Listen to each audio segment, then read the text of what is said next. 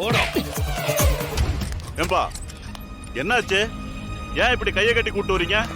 Sir, நான் இந்த ஊர் தலைவர் ரகுராமோட மருமகன் சார். தெரியும், விஷயத்த சொல்லுங்க. சார், இவன் ஏற்கனவே எங்க குடும்பத்து மேல பழிய போட்டு அதுக்காக ஜெயிலுக்கு கூட போயிட்டு வந்திருக்கான் சார். இப்போ ஒரு கேவலமான வேலையை பண்ணிட்டு வந்திருக்கான். என்ன பண்ண அவன்? என் ஒய்ஃபை கடத்தி டார்ச்சர் பண்ணிருக்கான் சார். அவளை ஃபோர்ஸ் பண்ணி மேரேஜ் வேற பண்ண பார்த்தான்.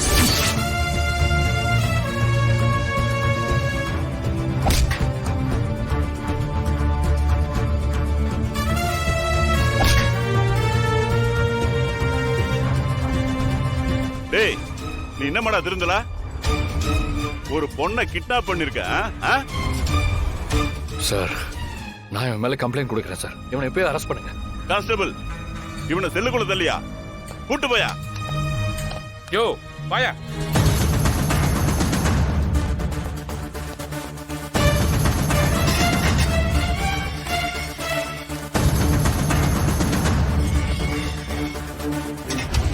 ஏம்பா, நீ கம்ப்ளைண்ட் எழுதி கொடு.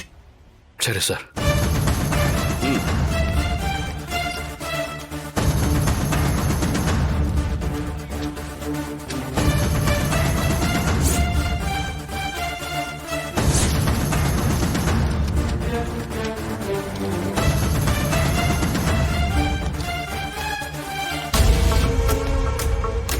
டேய், நீ பண்ண வேலைக்கு உன்னை அங்கேயே கொண்டு புதைச்சிருப்பேன்.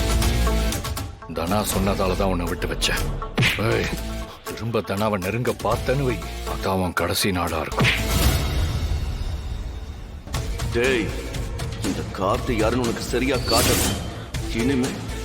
இனிமே இந்த கார்த்தி யாருன்னு உனக்கு தெரிய வைக்கிறான்டா.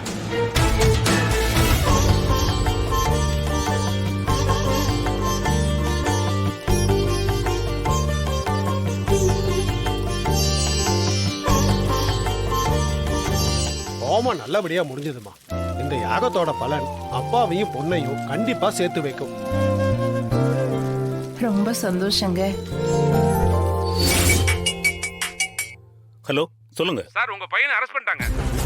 என்ன சொல்றீங்க? ஆமாங்க சார், உங்க பையன் கார்த்திக் அரெஸ்ட் பண்ணி லாக்அப்ல வச்சிருக்காங்க சார். என்னாச்சு? என் பையன் என்ன பண்ணான்? என் ஒய்ஃபை கடத்தி டார்ச்சர் பண்ணிருக்கான் சார். அவளை ஃபோர்ஸ் பண்ணி மேரேஜ் வேற பண்ண பார்த்தான்.